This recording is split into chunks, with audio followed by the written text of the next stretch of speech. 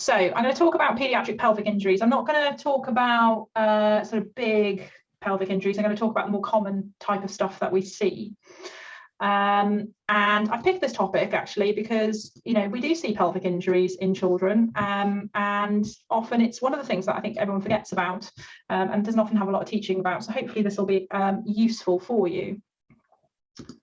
So I'm going to do a brief reminder of some anatomy. We're going to talk a little bit about understanding of injury patterns in children with pelvic injuries, and then we're going to do a little bit about radiology, and then hopefully we can get you involved with looking at some X-rays and some imaging. So anatomy. So broadly speaking, the pelvis is divided into sort of three key areas. There's the hip bones, there's the sacrum, and then there's the coccyx. And the sacrum, as you're aware, has got the conus medullaris, and then goes all the way down, and then into the coccyx there, the sacrum.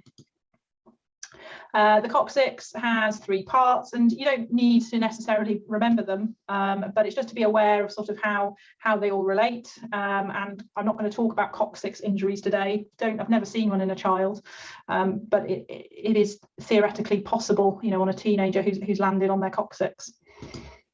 So the hip bones, we have got the ilium, we've got the pubis, and we've got the ischium. We've got the ilium, so we've got the iliac crest at the top. We've got the anterior superior iliac spine, and the other part of it is the anterior inferior iliac spine. And these all become important when we're thinking about some of the types of injuries we see around pelvises in children. And then we've got the posterior superior iliac spine, we've got the posterior inferior iliac spine, and then finally we've got the greater sciatic notch. And then thinking about the pubis, again, there are three key areas, which are the superior pubic rami, the pubic body, and the inferior pubic rami. And lastly, we've got the ischium. So we've got the ischial spine, we've got the ischial tuberosity, and then medially, we've got the superior ischial ramus, the body of the ischium, and the inferior ischial ramus. And again, this is all about you know, giving you a flavour of some of the anatomy that's important. So this is a summary of sort of how the pelvis develops really with children.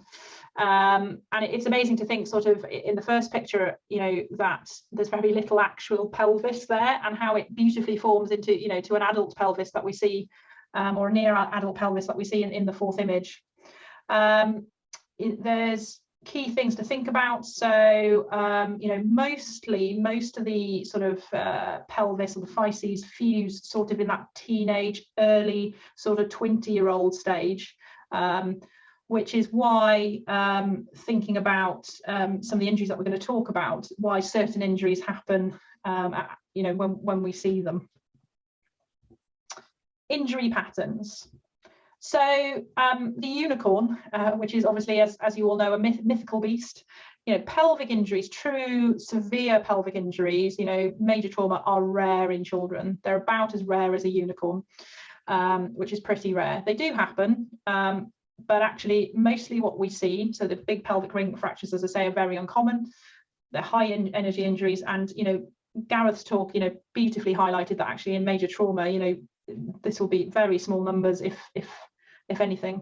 But what we do see a lot of is the apophyseal avulsion injuries. They're most common, they're often low energy, often with people doing sports or the splits or jumping around or anything like that.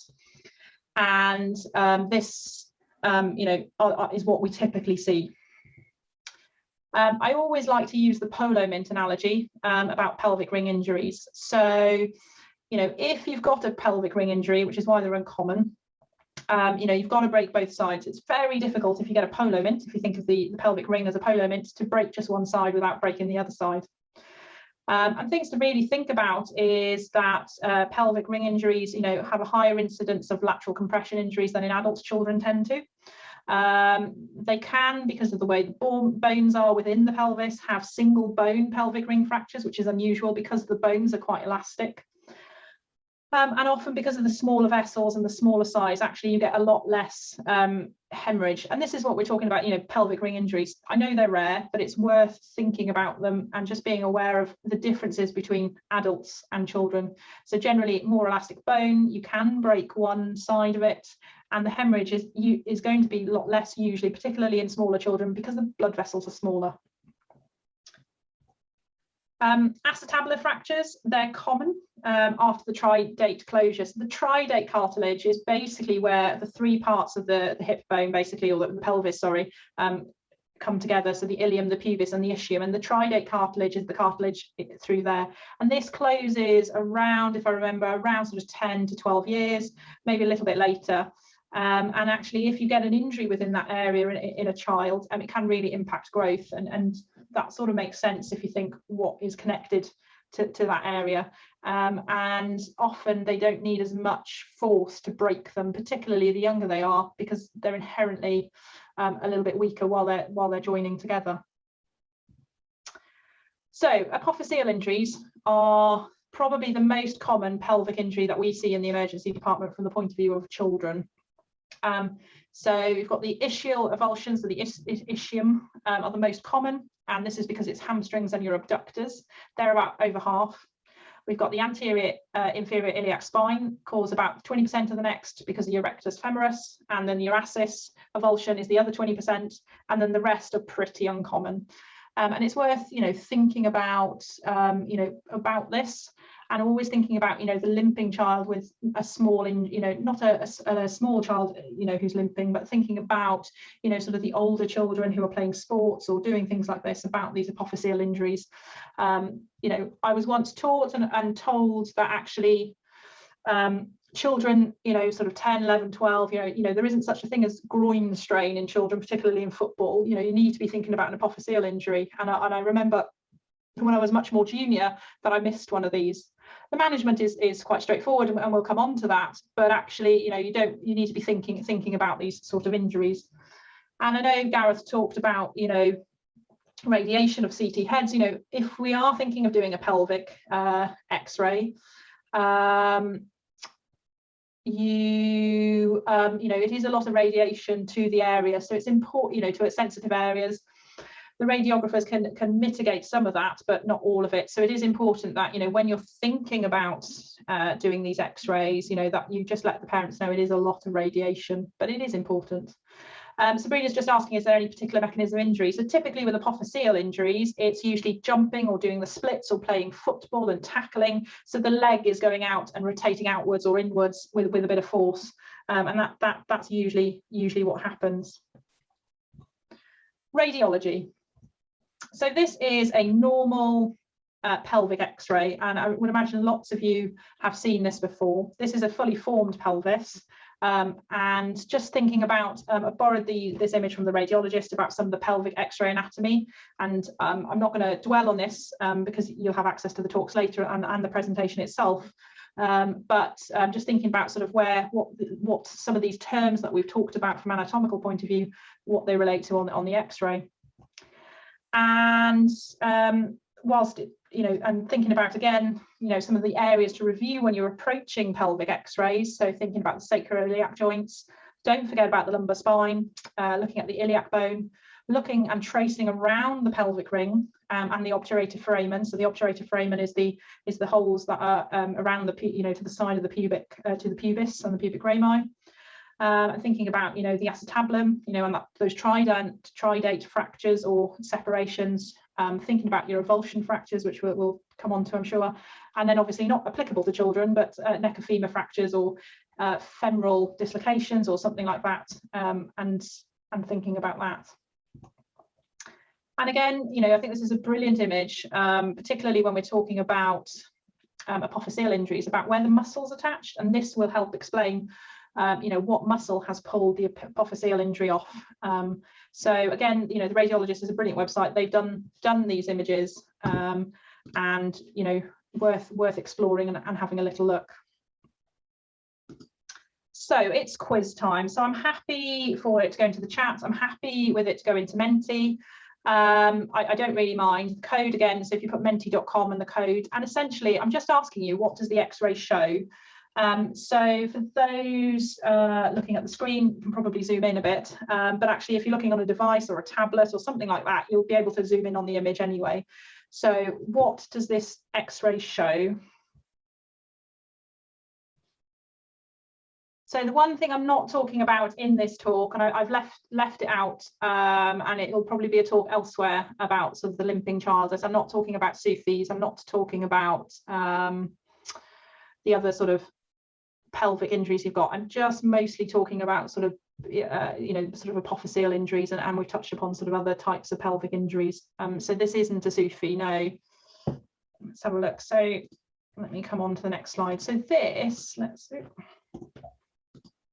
So this is a left ischial tuberosity avulsion fracture. Now let me just point to where that is, and it's just down here. And again, you know, this is a typical footballing injury where the leg has gone out and it's stopped suddenly. And, you know, thinking about that really. It's just here. Let's have a look at this X-ray and see what people think.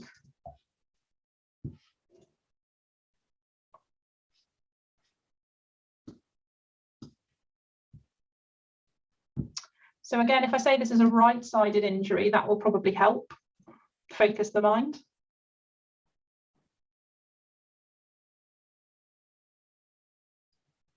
So yeah, absolutely. So this is a right anterior inferior iliac spine avulsion fracture. I'm just circling it here for you. So that's there. So let's have a little look at this one. Let me just, this one. So again, this is another right-sided injury. So with all of these avulsion fractures, and we'll come on to, so with avulsion fractures, actually we often don't do anything with them. They just need physio, analgesia, and get mobilizing. They will usually sort themselves out. If it's a big avulsion, very occasionally we need to, you know, sometimes they might need surgery, but it's unusual. But these are all sort of just mobilized with analgesia and a bit of physio to get them going. So let's have a look. So we've got a few in there. So we've got, yeah, so.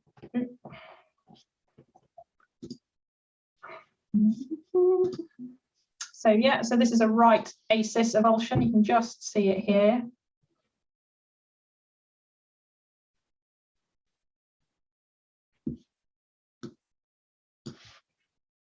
Just there. And just show you the next X-ray, which is this one.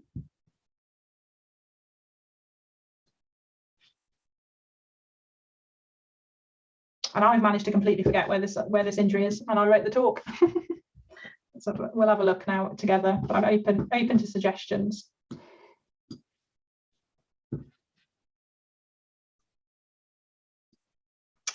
So it's not quite inferior pubic rami, so it's actually the left iliac crest avulsion, which is this thing right up here. So if you look at it again, you know, as I've said, these are unusual injuries. You don't see them very often. I've seen most of these, but some of them are uncommon. So this is the avulsion. So if you compare this iliac crest to this iliac crest, you can see where it's just pulled a chunk off here. So just off here, it's pulled a chunk off.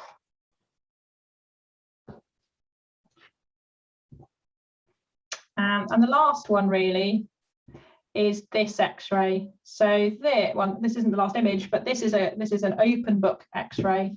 And when we talk about open book X-ray, this is high energy pelvic injuries, where basically it is like an open book, where the pelvis is open book. So you can, whilst I don't know the history, but this is likely to be hit by a car. And obviously this ideally needs to be in a major trauma centre, but we know from what Gareth was saying, lots of major trauma gets just brought in, babe in arms. So this needs careful thought, and you know, ATLS principles and APLS principles to manage a trauma in a child. This injury, which I've completely forgotten, is oh yes, no, I know what this one is. Any thoughts as to what this injury is?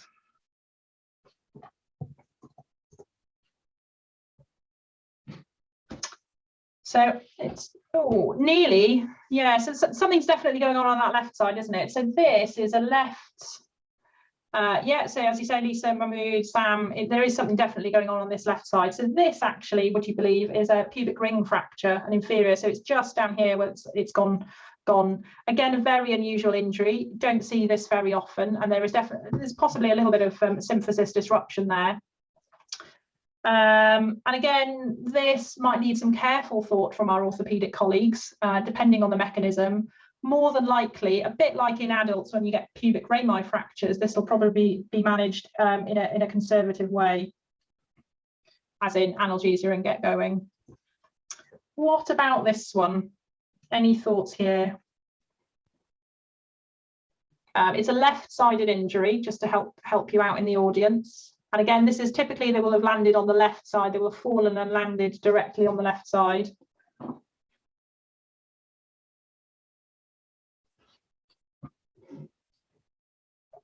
Yeah, so lots of comments there. Yeah, so it is an iliac wing fracture. So you can just see this big crack just through here. Again, that's usually a direct blow, and I think we've recently had one in Leicester where they'd fallen off their BMX bike. What about this one? Again, come off their bike. This is a right-sided injury.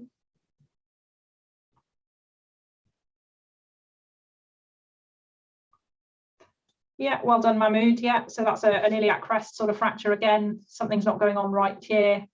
And actually, what you wonder is if there's any extension down through the iliac crest down into the acetabulum. So we did CT this patient just to make sure that there's nothing else going on, and it just turned out that it was just this iliac crest fracture. What about this one?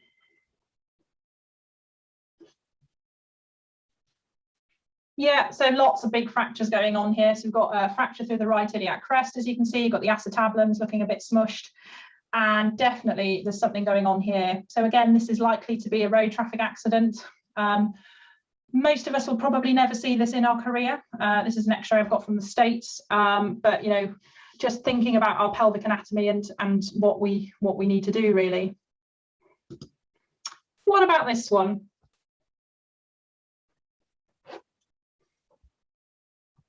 So yeah, absolutely. So we've got a right-sided hip dislocation here. Again, unusual in a child, but we've had one in recent months in Leicester. And you know, you do wonder actually, is there a fracture through the acetabulum or there as well? What about this X-ray? And we're coming to the end of the X-ray, so you'd be pleased to know.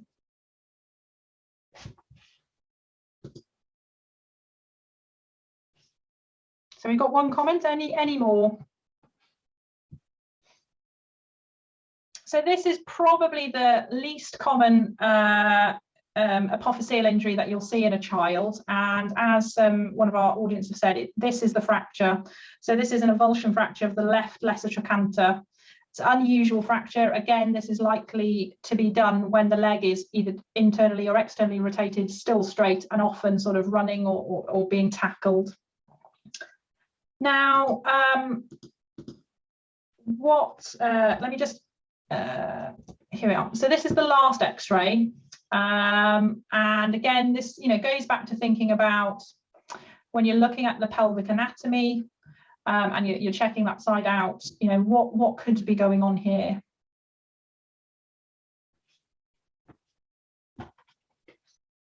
So yeah, so lots of you are right. So there's a couple of things that are obvious. So yeah, there's something definitely going on with the pubic rami here. There's something going on, you know, up here,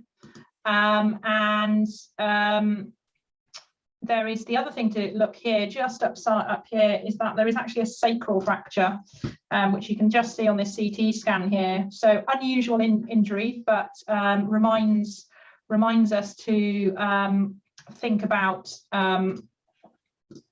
you know, making sure that you're having a look at the whole image. So in summary, we talked about predominantly, so we talked about pelvic anatomy. I've got you thinking about sort of how the pelvis develops in a child. We've talked a little bit about sort of common pelvic injuries that we see, but mostly what we haven't talked about in this case is sort of SUFIs and things like that. And then we've talked a little bit about the radiology. And that's really it. Is there any questions at all?